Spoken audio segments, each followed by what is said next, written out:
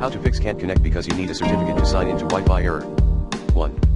Configure Windows network profile. 1.1 Forget the network you could not use. 1.2 Re-add the network by setting the security type as WPA2 Enterprise and the encryption type as AES. Refer to the IMG below. 2. Check then fix time and time zone. 3.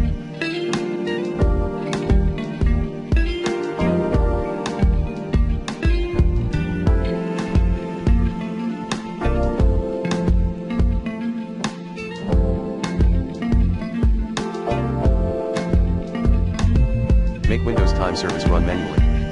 4.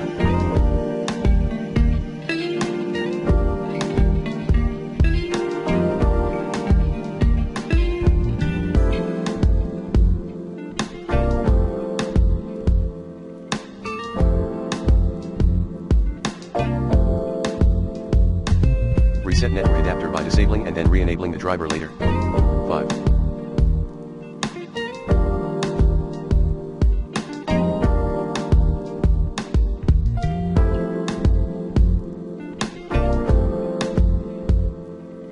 Connect with IT support.